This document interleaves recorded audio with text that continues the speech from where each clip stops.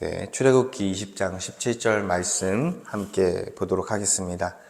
제목은 내 이웃의 집을 탐내지 말라라는 제목으로 말씀을 나누겠습니다.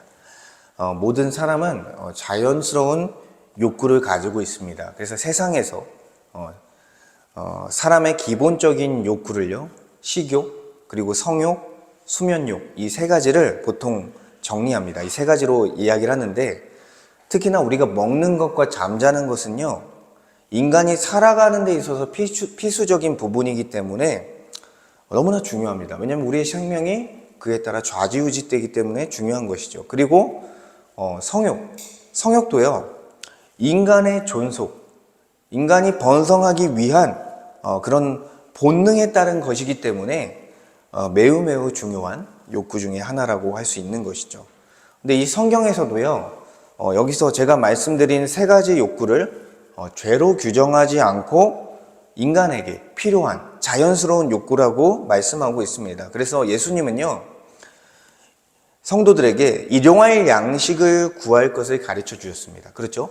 우리가 먹을 것, 우리의 식욕을 해소할 수 있는 일용할 양식을 달라고 기도하라고 가르쳐 주셨습니다. 그리고 예수님도요, 공생의 사역 중에 피곤하실 때 어떻게 하셨냐면 잠시 쉬셨습니다. 쉼이 있어야 된다는 거예요, 인간에게. 그러니까 잠이 필요하다는 것입니다. 그리고 하나님께서 이스라엘 백성들에게 뭘 주셨냐면 안식일을 주셨고요, 안식년을 주셨고요, 흰 연을 주심을 통해서 인간에게, 그 백성들에게 쉼이라는 것을 허락해 주셨다는 거예요. 그렇기 때문에 잠도 인간에게 필요하다는 것을 알려주고 있는 것입니다. 또한 정욕이 불같이 타는 것보다 결혼하는 것이 나으니라라는 말씀을 통해서 그 성적인 욕구가 일어나는 것은 당연한 것이며 이것을 절제하기 위해 결혼하여 하나님이 주신 성의 가치와 아름다움을 누리라고 말씀하셨습니다. 이 세 가지 욕구뿐만 아니라 인간에게는 여러 가지 욕구가 있습니다. 관계에 대한 욕구, 사람들과 관계 맺는 욕구, 그리고 내게 맡겨진 일에 대해서 성취하고자 하는 욕구, 그리고 어떤 아름다움이나 미를 추구하는 그런 욕구가 있고요.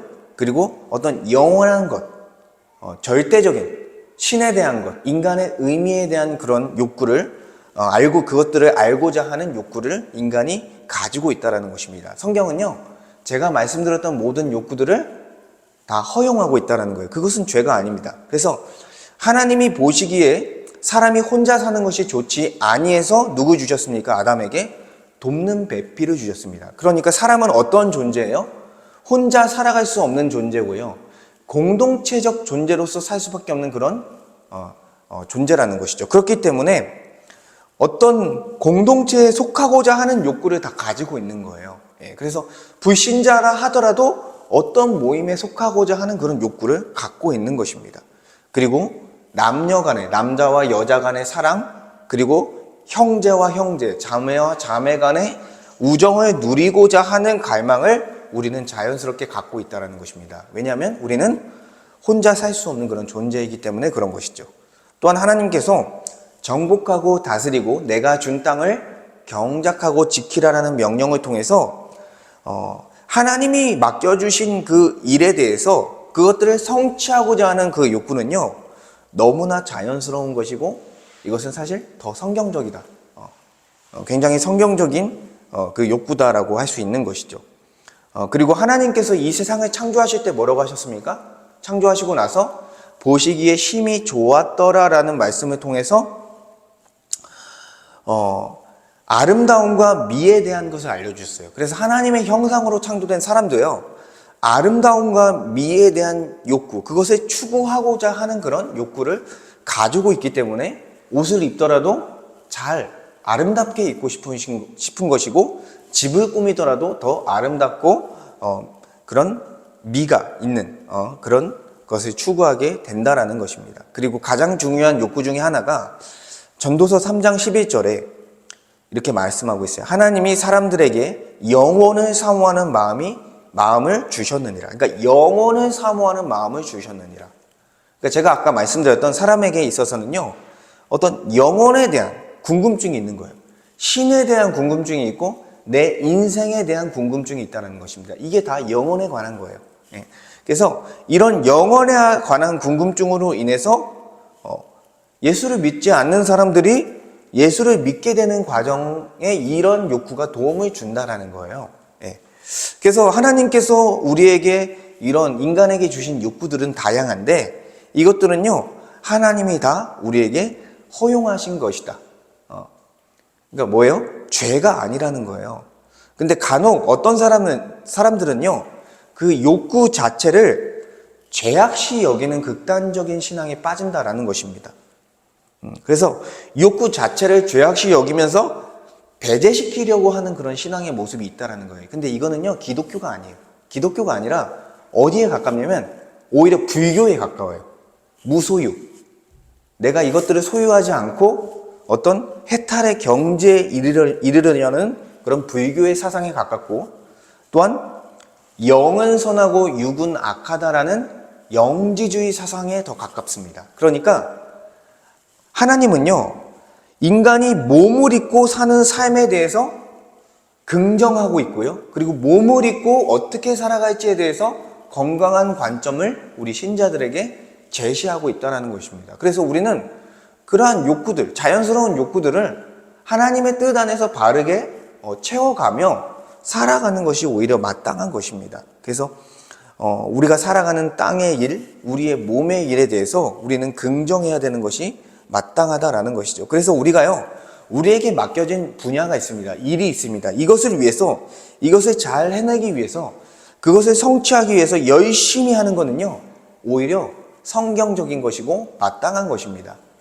왜요? 그것을 통해서 누군가 유익을 누리기 때문에, 하나님이 영광을 받으시고 누군가 유익을 누리기 때문이죠. 그리고 가족들이 더 안정적이고 평안한 생활을 영위할 수 있게 하기 위해서 집을 구매하는 것, 집을 구매하기 위해서 물질을 저축하는 것은요, 욕심을 부리는 게 아니에요. 내게 맡겨진 가족들을 부양하기 위한 그런 차원의 부분이라는 것입니다. 그렇기 때문에 물론 그것을 물질을 사용해서 어떤 것을 구매할 때 이것이 우리의 필요에 적절한가, 그것이 하나님의 영광이 되는가를 점검해야 되지만, 기본적으로는 우리에게 일반적으로 발생하는 그런 욕구다라고 할 수 있는 것이죠. 그렇다면 제가 말씀드린 이러한 일반적인, 인간에게 일반적으로 일어나는 욕구와 오늘 말씀인 남의 것을 탐하는 탐심과 어떤 차이가 있는지를 우리가 생각을 해봐야 됩니다. 어떤 차이가 있는가? 탐심은요, 어떤 것을 원하고 바라는 마음에 있어서는요, 욕구와 큰 차이가 없습니다. 그런데 어떤 차이가 있냐면, 탐심은요, 하나님의 뜻 안에서 허용되는 욕구를 넘어서서 하나님이 금지하는 것이나 다른 사람의 것을 강렬하게 원하고 그것을 얻고자 하는 마음 가운데 마음까지 나아간 것을 탐심이라고 하는 거예요. 그러니까 욕구와는 구별된 거예요. 하나님이 이제 선을 만드신 것을, 그것을 넘어섰는가 그렇지 않은가로 욕구와 탐심을 구분해야 한다는 것입니다. 그러니까 하나님이 정하신 선을 넘어서는 것은 탐심인 거죠. 그리고 넘어서지 않는 것은 인간의 기본적인 욕구다라고 할 수 있는 것입니다. 그래서 오늘 말씀은요, 내 이웃의 집을 탐내지 말라라는 10번째 계명입니다.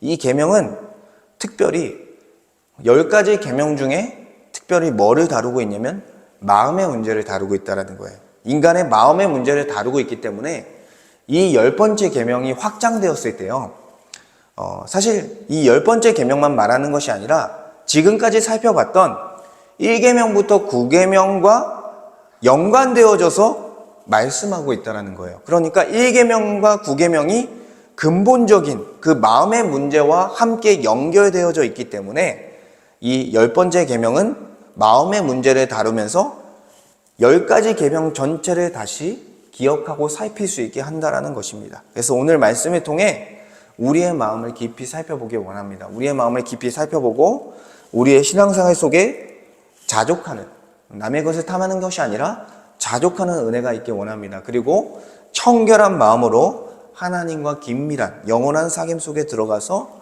복을 누리는 은혜가 있기를 원합니다. 첫째로 내 이웃의 집을 탐내지 말라.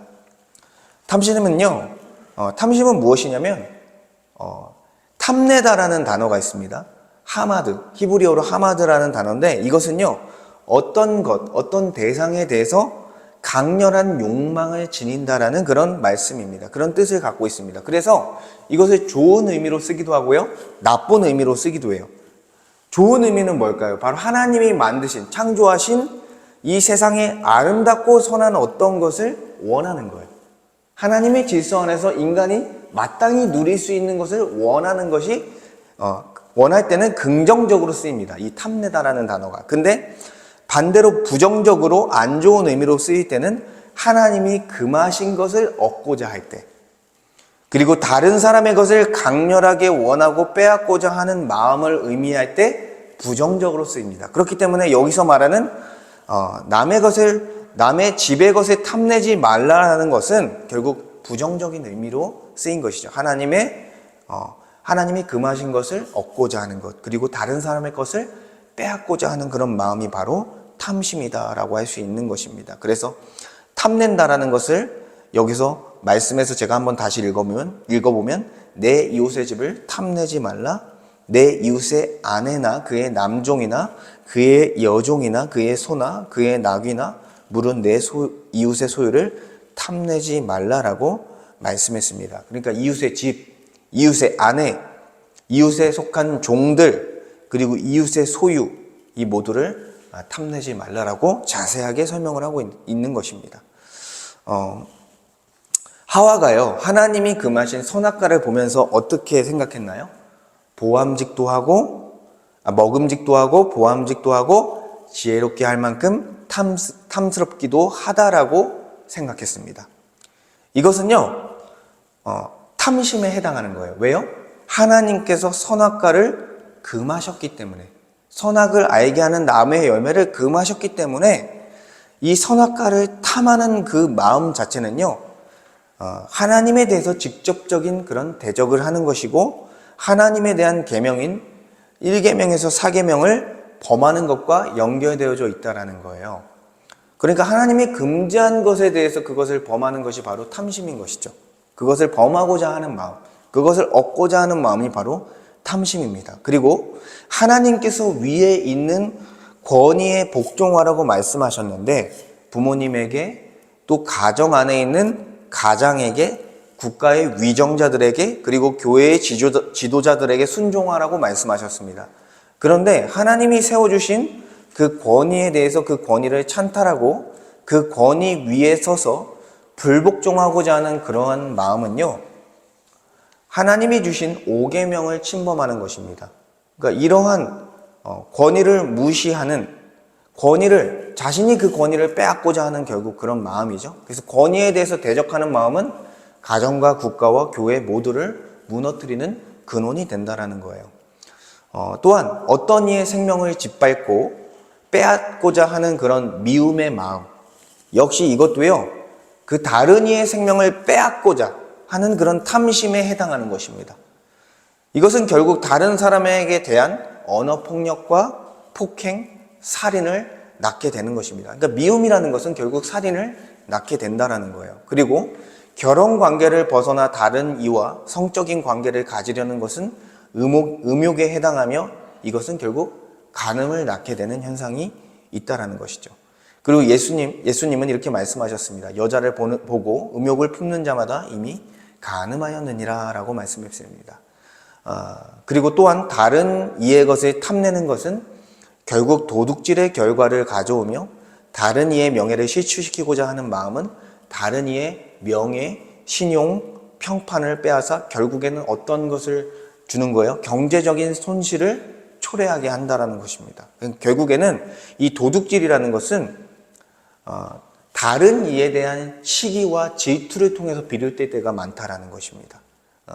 그 사람의 것이 내 것이 되어야 하는데 라고 생각하면서 탐심이 생기고 결국에는 도둑질하고 그의 명예를 실추시키는 일까지 이렇게 일어나게 된다라는 것이죠. 그래서 탐심이라는 것은 1계명에서 4계명, 5계명뿐만 아니라 6, 7, 8, 9계명에까지도 영향을 미치고 연결되어져 있는 그런 부분이다라는 것입니다. 그래서 탐심이라는 것은 단순히 다른 사람의 것을 탐내는 것으로 끝나는 것이 아니라 하나님이 사람에게 주신 1계명에서 9계명까지의 계명 전체에 영향을 미치는 말씀이다라고 할 수 있습니다. 그래서 탐심은요, 넓은 의미에서 모든 죄의 뿌리가 되는 거예요. 넓은 의미에서요.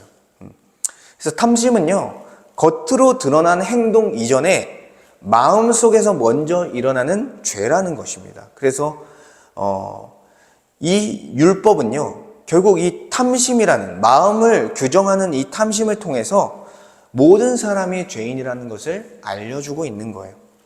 사도 바울은 로마서 7장 7절에 이렇게 고백했습니다. 그런즉 우리가 무슨 말을 하리요? 율법이 죄냐? 그럴 수 없느니라. 율법으로 말미암지 않고는 내가 죄를 알지 못하였으니 곧 율법이 탐내지 말라 하지 아니하였더라면 내가 탐심을 알지 못하였으리라 라고 말씀했습니다. 그러니까 바울은 원래 예수를 믿기 전에 어떤 사람이었습니까? 본래 철저한 율법주의자였습니다. 그래서 그는요, 겉으로 드러난 행위로서는 흠이 없는 그런 사람이었죠. 의로운 사람이었어요.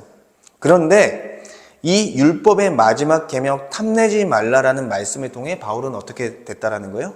비로소 깨닫게 됐다라는 거예요. 자신의 마음 속에 탐심이 가득하다는 사실을 발견하게 된 것입니다. 그래서 바울은 이 계명을 통해 율법이 단지 인간의 외적인 행위의 규범뿐만 아니라 사람의 마음과 그 마음의 동기까지도 살피고 있다라는 것을 깨닫게 됐다라는 거예요. 그러니까 사람의 마음과 동기까지 죄로 규정하고 있는 아주 높은 법이라는 것을 알게 됐다라는 것입니다. 그래서 겉으로 도둑질하지 않아도, 겉으로 간음하지 않아도 결국에 그 마음에서부터 이미 범죄했다라고 하면은 그것은 다 율법에 걸리게 되는 것이다 라고 할 수 있는 것이죠. 그래서 율법은 우리의 마음에서부터 이미 탐하는 마음이 생겼을 때 우리에게 있어서 우리를 죄인으로 선언하게 된다라는 것입니다. 그래서 탐내지 말라라는 10번째 계명은요, 인간의 마음까지 규정하기 때문에 이것에 자유로울 수 있는 사람은 없습니다. 그렇죠? 우리 모두가 그럴 수 없다라는 것입니다. 그래서 예수님도 이 마음을 규정하는 10번째 계명을 기반으로 마태복음 5장에서 7장까지 기록된 산상수훈을 확장해서 가르쳐 주십니다. 그래서 행위를 뛰어넘어서 마음의 문제를 다루면서 죄인들의 죄를, 그리고 성도들의 죄를 지적하고 있는 것입니다. 우리 또한 탐내지 말라라는 계명에 자유할 사람은 없을 것입니다. 그래서 탐내지 말라라는 명령을 통해 우리 안에 온갖 탐심이 있다는 것을 우리는 발견해야 돼요. 그리고 우리가 죄인이라는 것을 알아야 됩니다. 그렇다면 이 탐심이 일어나는 근본 원인은 무엇인가에 대해서 우리는 좀 더 생각해 봐야 됩니다. 두 번째로, 탐심은 하나님이 주신 삶을 거부하는 우상 숭배다. 우리가 가진 것을 만족하지 않고 다른 사람들의 것들을 부러워하고 시기하며 그것들을 탐내고 있다면요, 우리는 하나님께서 우리에게 정해주신 삶을 좋아하지 않고 만족하지 않으며 마음속에서는 그것들을, 하나님이 주신 삶을 거부하고 있는 것과 같은 것입니다. 그래서 제가 이제 여러 목회자들을 많이 만나는데, 목회자들을 이렇게 뭐라고 하려는 게 아니라 그분들이 이렇게 말을 하다 보면 어떤 말이 나오냐면, 하나님께서 나를 부르셔서 어쩔 수 없이 목회의 길로 끌려왔다라는 거예요. 그리고 지금도 어쩔 수 없이 하나님이 여기에 두셔서 어쩔 수 없이 사역을 감당하고 있다라고 가끔 이런 말을 한다라는 것입니다. 근데 이렇게 말하는 목회자의 마음속에서는 어떤 마음이 있는 거냐면, 하나님이 그에게 정해주신 삶을 여전히 받아들이지 못하는 그런 마음이 있다라는 것입니다. 이것은 하나님이 정해주신 삶을 받아들이지 못하고 오히려 자신이 동경하고 바라는 삶을 여전히 바라보며 내 삶에 있어서는 만족하지 못하고 있는 모습이라는 거예요. 이 모습이 딱 선지자 요나의 모습과 같습니다. 요나는 어떻게 했냐면, 하나님께서 니느웨에 가서 그 아수르 사람들에게 말씀을 선포하여 그들을 회개하게 하라고 선지자 요나에게 말씀했습니다.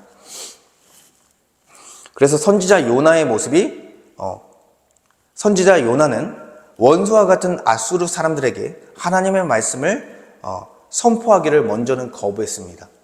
그리고 억지로 끌려가서 니느웨에서 말씀을 전할 때에도 기쁨으로 전하지 못하고 억지로 그렇게 말씀을 전했다라는 거예요. 그러니까 하나님께서 그에게 준 사명, 소명의 자리, 정하여 준 삶을 받아들이지 못하고 불행하게 사는 모습을 요나의 삶을 통해 보여주고 있는 것입니다. 저도 저의 말씀을 묵상하며 깊이 들여다봤을 때 하나님께서 저를 부르시고 교회를 개척하게 하시고 여러 가지 어려움 속에 목회를 감당하게 하고 있는데 이러한 상황 속에 나는 이 삶을 주신 하나님께 감사하는가? 이러한 질문 속에 저는 가끔은 감사하지 못할 때가 있다는 것을 발견할 때가 있었다는 거예요. 부끄럽지만 저도 그런 마음들이 있을 때가 있다는 것입니다. 결국 우리에게 정해주신 삶, 하나님께서 우리에게 정해주신 삶, 소명의 자리를 받아들이지 못할 때요, 탐심이 일어난다는 것입니다. 내 삶에 만족하지 못할 때 내가 세상적으로 동경하는 그 삶을 바라보며 탐심이 일어난다는 거예요. 그래서 이 탐심은 하나님께서 주신 삶에 대해 만족하지 않기 때문에 하나님께서 우리에게 주신 삶을 넘어서서 스스로 바라고 그리는 어떤 삶을 더 원하게 되는 것을 의미하는 것입니다. 즉, 우리의 탐심은 우리가 어떤 것을 하나님보다 더 원하는 것을 의미하는 거예요. 그래서 예수님은 우리에게 근데 어떻게 말씀하셨습니까? 너는 마음을 다하고 뜻을 다하고 힘을 다하여 내 하나님 여호와를 사랑하라고 말씀하셨습니다. 이 말씀은 결국 사랑의 우선순위 중 첫 번째는 누가 되어야 된다는 거예요? 하나님이 되어야 된다는 것입니다. 그러나 탐심은 하나님이 아닌 다른 것, 이 세상의 어떤 것이나 어떤 대상을 하나님보다 더 사랑하는 것을 의미하는 거예요. 그러니까 사랑의 우선순위가 깨트려지는 게 바로 탐심입니다. 그래서 하나님을 사랑하지 않는다기보다 사랑하지만 그것보다 이 세상의 어떤 것을 더 탐하고 그것을 사랑하고 있다는 거예요. 그래서 하나님은 이 사랑의 우선순위를 깨트리는 것을 가장 싫어하십니다. 왜냐하면 이것은 명백한 우상 숭배이기 때문입니다. 골로새서 3장 5절을 보면 탐심은 곧 우상 숭배니라 라고 말씀합니다. 우상 숭배는 꼭 눈에 보이는 신상 앞에 절하는 것만을 의미하지 않습니다. 마음속에서 하나님보다 더 사랑하는 어떤 것, 어떤 대상이 있다면 그것이 바로 우상 숭배라는 거예요. 그래서 그 우상은 물질이나 사람일 수도 있고요, 사람에게 인정받는 그런 명예일 수도 있고요, 그리고 내가 사랑하는 자녀의 성공일 수도 있고, 그리고 내 자존심, 나 자체에 대한 자존심일 수도 있다라는 것입니다. 그래서 탐심이 무서운 거는요, 겉으로는 신앙의 옷을 입고 있지만 속으로는 하나님보다 다른 세상을 더 사랑하며 그것을 나의 신으로 삼고 영적인 배교를 일으키기 때문에 굉장히 위험한 것입니다. 왜냐하면 보이지 않기 때문에 서로 점검해 주기가 어려운 것이죠. 그래서 예배의 자리에 겉으로는 앉아있지만 속으로는 하나님보다 다른 대상을 더 사랑하고 더 의지하며 더 즐거워하는 것이 바로 우상숭배, 바로 이 탐심이다라고 얘기할 수 있는 것입니다. 우리는 어떻습니까? 우리는 예배할 때마다 우리의 마음을 점검해야 할 것입니다. 말씀에 섰을 때마다 우리는 우리의 마음을 점검해야 할 것입니다. 탐심은 결국 신앙의 중심을 흔드는 거예요. 하나님과의 영적인 관계를 끊어버리게 하며 하나님과의 긴밀한 교제를 잃어버리게 만든다는 것입니다. 그래서 우리가 탐심을 품는 순간 하나님께서 우리의 왕이 되는 것이 아니라 우리가 품고 있는 그 욕망의 대상이 우리의 왕이 되어서 그 우상에 끌려가는 모습이 된다라는 것입니다. 하나님의 자리에 내 욕망을 그곳에 둬서 그것에 지배받는 영적인 반역을 일으키는 것입니다. 그래서 하나님은 우리 각자에게 맞는 분량의 소유와 환경을 주셨습니다. 그분은 우리의 필요를 아시고요, 가장 선한 길로 우리를 인도하고 있습니다. 그런데 탐심은요, 하나님이 주신 소유의 목적을 잃어버리게 만듭니다. 그러니까 우리가 가진 것에 대한 이유를 잃어버리게 만든다라는 거예요. 하나님이 주신 것을, 우리에게 선하게 쓰라고 주신 것을 감사와 섬김의 도구로 사용하지 않고요, 비교와 과시, 그리고 자기 만족의 수단으로서 전락시켜 버리는 것입니다. 그래서 하나님은 우리가 소유를 통해 하나님을 영화롭게 하고 이웃을 섬기길 원하시는데, 이 탐심은 그 방향을 완전히 왜곡시켜 바꿔버린다라는 거예요. 그래서 더 많은 것을 가지려고 하고, 더 큰 것을 가지려고 하고, 더 편안한 생활을 가지려 하는 목적이요, 하나님께 영광을 올려드리려는 그런 목적이 아니라, 내가 더 누리고, 내가 더 잘 먹고 잘 살기 위해서 그런 소유를 얻고자 하는 그런 목적으로 변질되어져 버린다는 것입니다. 그러니까 하나님의 영광을 위한 것이 아니라 나를 위한 그런 소유에 대한 그런 욕구로서 변질되어져 버린다라는 것입니다. 그래서 예수님은요, 누가복음 12장에 어리석은 부자에 대한 비유를 했습니다. 여기서 부자가요, 어떻게 말하냐면, 풍성한 소출을 보고 창고를 더 크게 짓자라고 말하면서, 그리고 내 영혼아 평안히 쉬고 먹고 마시고 즐거워하자. 뭐를 통해서요? 쌓인 곡식단을 통해서 안정감을 느끼면서 그곳에서 평안히 누리고 쉬고 즐기자, 이렇게 고백했다라는 것입니다. 근데 하나님께서 그에게 어떻게 말씀하시냐면, 어리석은 자여, 오늘 밤에 내 영혼을 도로 찾으리니 내가 준비한 것이 누구의 것이 되겠느냐. 이건 뭐예요? 그렇게 너를 위해 쌓는 소유는 무의미하다, 네가 죽으면 아무것도 아니다라는 것을 말씀해 주는 거예요. 이거는 그러니까 소유를 쌓지 말라는 게 아니에요. 그러니까 아무것도 갖지 말라는 것이 아니라, 하나님이 내게 준 소유의 목적을 바르게 하라는 것입니다. 그러니까 하나님이 주신 것은, 하나님이 우리에게 집도 주고 어떤 물질도 주고 어떤 여러 가지 소유를 주신 이유는요, 내가 잘 먹고 잘 살고 나만을 위해서 쓰라고 주신 것이 아니라 하나님의 영광을 위해서, 이웃을 위해서, 그리고 나 자신에게 있어서는 나의 자신의 적절한 필요를 채우기 위해서 주셨다라는 것입니다. 그러니까 하나님의 영광에 초점이 맞춰져 있는 거예요, 이 소유라는 것은. 근데 탐심은 그러한 소유의 목적을 왜곡시켜서 나 자신을 위한 목적으로 변질시켜 버린다라는 것입니다. 그래서 탐심은요, 단순한 욕심이 아니라 하나님이 맡겨주신 청지기 사상을 완전히 파괴해버립니다. 그리고 소유의 목적을 잃어버리게 만들고 삶의 목적과 방향을요, 하나님이 아닌 나 자신의 욕심을 채우는 것으로서 변질시켜 버린다는 것이죠. 그렇다면 이러한 탐심에서부터 우리는 어떻게 그 탐심을 제거할 수 있을까? 그것들로부터 우리가 어떻게 탐심에서 벗어날 수 있을까를 생각해 봐야 합니다. 세 번째로, 그리스도 안에서 자족함으로 탐심을 제거하라. 탐심에서 벗어나는 첫걸음은요, 정체성을 회복하는 거예요. 우리가 어떤 존재인지를 다시 발견하는 것을 통해서 탐심에서부터 벗어날 수 있습니다.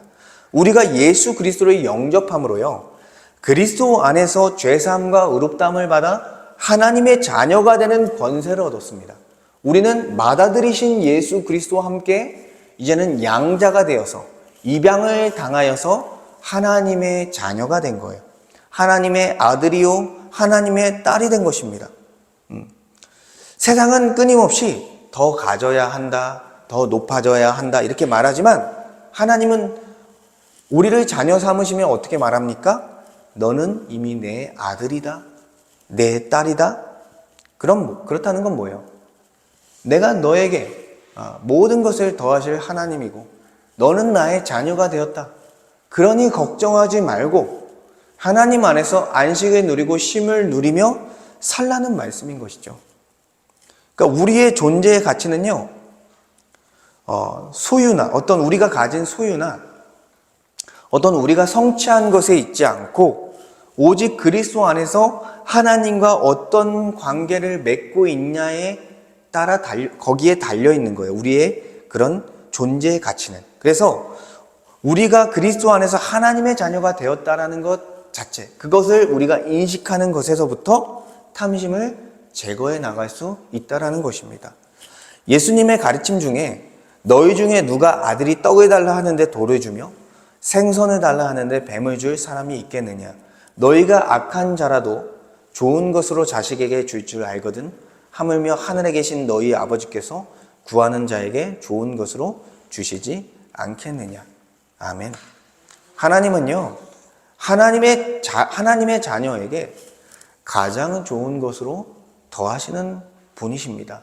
우리가 처한 환경, 우리가 처한 상황, 우리의 처지가요, 우리 눈에는 부족해 보이고 불완전해 보이고 완전해 보이지 않을지라도요, 하나님께서 우리를 양육하는 입장에서 보면 그것이 가장 좋은 것이고 가장 적절하게 더하고 있는 것이다 라고 우리는 생각해야 한다는 거예요. 그래서 우리 자신보다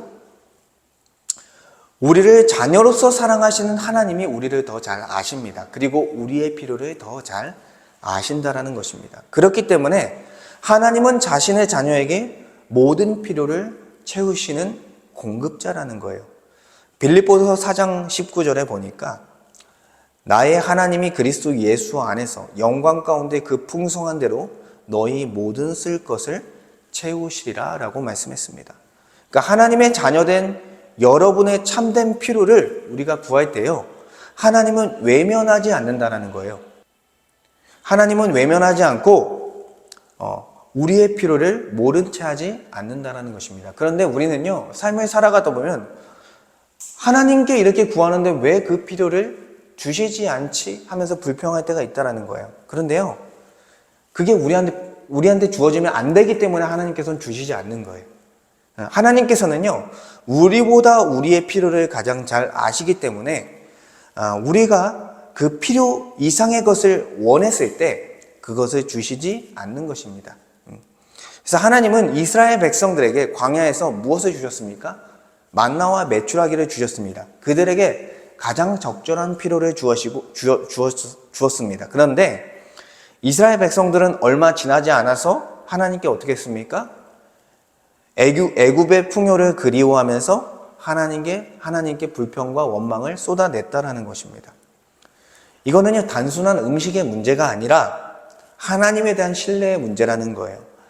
하나님이 여전히 함께 하시고 날마다 우리를 공급한다는 사실을 잊어버리고 이전에 누렸던 것을 계속해서 뒤돌아보는 것입니다. 그래서 애굽에서 누렸던 것, 생선을 먹고 오이를 먹고 참외, 부추, 파, 마늘을 먹었던 것을 생각하면서 그것들을 그리워하는 거예요. 근데 그때 이스라엘 백성들의 신분은 어떤 신분이었습니까? 노예의 신분이었다라는 거예요. 그런데 하나님께서 그들을 건져내서 가나안 땅으로 이끌어 가시며 그들을 노예의 신분에서 자유자의 신분으로 바꾸어 주셨습니다. 회복시켜 주셨습니다. 그리고 그들의 필요를 따라 하나님이 보시기에 필요한 만큼 더하시면서 이스라엘 백성을 굶주리지 않게 하셨습니다. 사실 충분하게 주신 거예요. 넉넉하게 주신 거예요. 근데 이렇게 이스라엘 백성들이 원하는 것을 다 주시지 않은 이유는 무엇이냐면요, 신명기 8장 3절 말씀에 보니까 사람이 떡으로만 살 것이 아니요 여호와의 입에서 나오는 모든 말씀으로 살 것이니라 라는 그 말씀을 통해 결국에는 주님을 의지하도록 하는 거예요. 적절한 필요를 주심을 통해서 하나님을 의지하고 하나님께 기도하고 하나님을 붙드는 훈련을 시키시고 있는 것입니다. 우리의 삶도 이와 같습니다.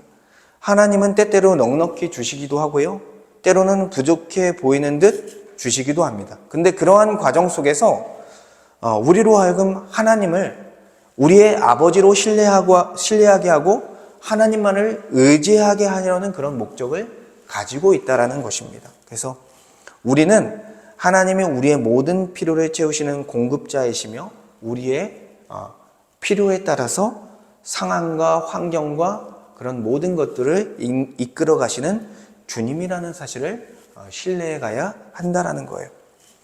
그래서 사도 바울은요, 빌립보서 4장 11절에서 13절 말씀을 보니까 내가 궁핍함으로 말하는 것이 아니라 어떠한 형편에든지 나는 자족하기를 배웠노니 나는 비천에 처할 줄도 알고 풍부에 처할 줄도 알아 모든 일 곧 배부름과 배고픔과 풍부와 궁핍에도 처할 줄 아는 이 제 비결을 배웠노라. 내게 능력 주시는 자 안에서 내가 모든 것을 할 수 있느니라.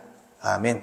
그러니까 바울은요, 부하든 가난하든 살아갈 수 있는 이체의 비결을요, 자신의 신앙 속에서 배웠다라는 것입니다. 지금 이 고백을 하는 것도 어디예요? 감옥 속에서 하고 있는 거예요. 자족은 모든 형편 속에서 하나님의 선하심을 신뢰하는 그런 믿음이라는 거예요. 그런 태도라는 것입니다. 그래서 풍족할 때, 자족은 풍족할 때도 교만하지 않게 하고 부족할 때도 불평하지 않게 하는 것입니다.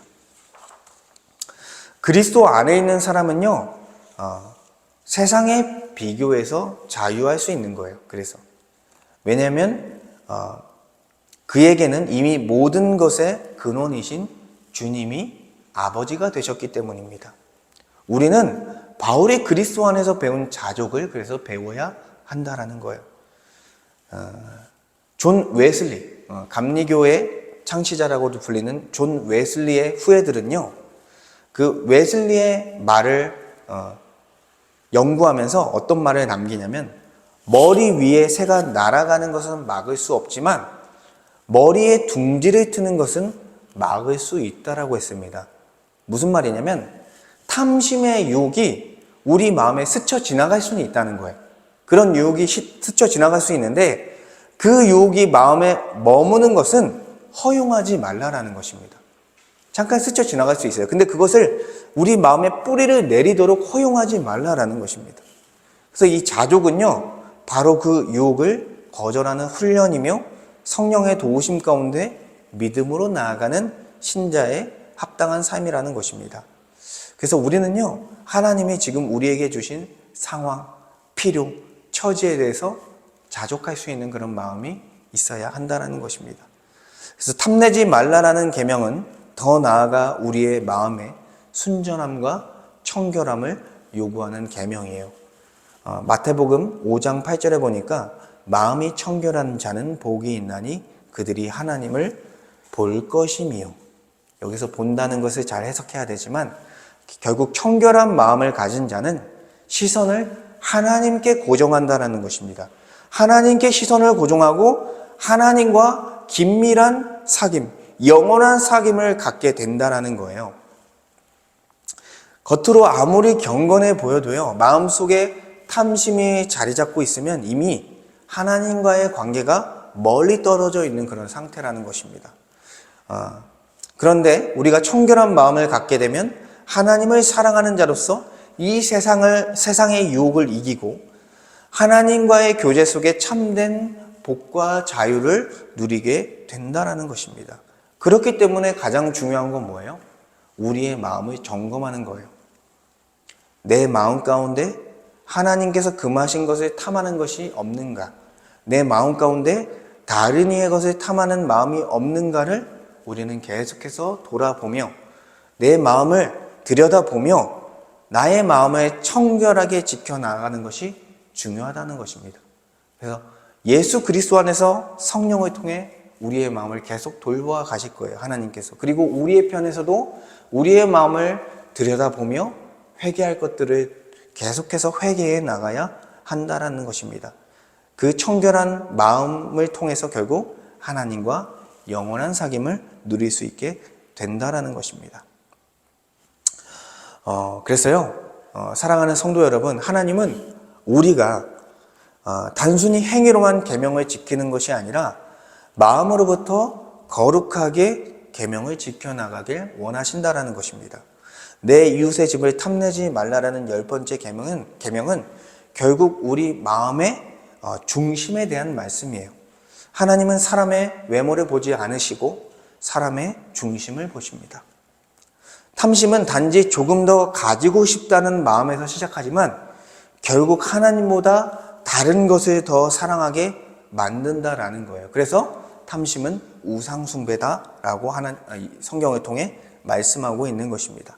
우리가 탐심을 버리기 위해서는 하나님이 주신 삶을 감사함으로 받아들여야 합니다. 즉 자족의 마음이 필요합니다.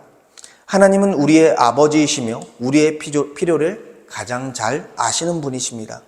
우리가 보기에는 부족해 보여도 하나님께서 우리에게 주어진 소유들과 상황들이 우리의 영혼의 가장 건강하게 우리의 영혼이 자라갈 수 있게 하는 그런 최선의 환경으로서 우리에게 그것을 주신 것입니다. 그래서 이스라엘 백성들이 만나와 메추라기로 충분히 체험을 받았지만 감사하지 못했듯 우리 역시 때로는 하나님이 주신 은혜를 당연히 여기며 불평할 때가 있다는 거예요.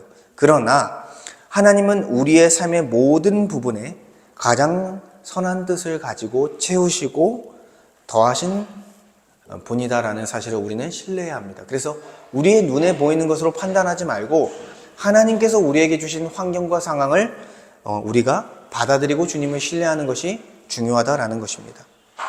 그래서 사도 바울의 고백처럼 우리 모두가 풍부하든 가난하든 높은 자리에 있든 낮은 자리에 있든 모든 상황 속에서 자족을 배우는 성도가 되기를 원합니다. 하나님이 지금 나에게 주신 것이 가장 좋은 것임을 믿고 청결한 마음을 갖고 하나님과 영원한 사귐을 누리는 은혜가 있길 원합니다. 오늘 함께 말씀을 가지고 기도하기 원합니다. 하나님, 우리의 마음의 문제를 다뤄주시옵소서. 우리의 마음을 주님께서 지켜주셔서 청결한 마음으로 주님께 나아가 자족하며 하나님과 영원한 사귐 속에 정말 구원의 복을 누리는 주의 백성이 될 수 있도록 주님 은혜를 베풀어 주시옵소서. 이렇게 함께 말씀을 생각하며 기도하겠습니다. 아버지 하나님 감사합니다. 하나님의 말씀을 통해서 우리의 마음을 깊이 들여다보게 하시니 감사합니다. 정말 겉으로는 하나님 앞에 신실한 자처럼 행하지만 여전히 우리 마음속에 탐심이 새겨져 뿌리를 내려 우상을 숭배하는 모습들이 여전히 있습니다. 정말 다른 이의 것을 탐하고 하나님이 금하신 것을 탐하며 하나님이 주신 환경과 상황과 소유를 만족하지 아니하는 우리의 모습이 있습니다. 그러한 교만이 있습니다. 아버지가 주신 상황, 환경, 소유에 대해서 먼저 감사하며 주님이 우리에게 가장 좋은 것으로 주셨다라는 사실을 인정하고 받아들일 수 있는 자족의 마음을 허락하여 주시옵소서. 주님께서 지금까지 주신 것이 나에게 족하다라는 사실을 고백하게 하여 주시옵소서. 정말 우리에게 부족해 보이는 것들이 있지만 그 부족함 또한 우리의 영혼의 신앙에 있어서 가장 좋은 것으로서 인도하시기 위해서, 우리의 신앙의 가장 좋은 방향으로서 인도하시기 위해서 그러한 상황과 환경과 우리의 소유를 주셨다는 것을 믿고 주님을 신뢰하는 마음으로 나아가게 하여 주시옵소서. 우리가 보는 눈으로서 판단하지 않게 하시고 하나님의 말씀으로서 우리의 상황을 바라보며 우리가 그 안에서 하나님 청결한 마음을 갖고 정말 주님께 시선을 고정하며 주님과 깊은 사귐 가운데 들어가 영원한 사귐 안에서 충만한 천국의 복을 누릴 수 있도록 아버지 하나님께서 은혜를 베풀어 주시옵소서. 우리 하나님께 교회 모든 성도님들을 붙잡아 주시고 주님의 은혜 가운데 정말 하나님과 깊은 사귐 속에 들어가 천국의 복을 누리고 경험하는 모든 성도님들이 될 수 있도록 은혜를 베풀어 주시옵소서.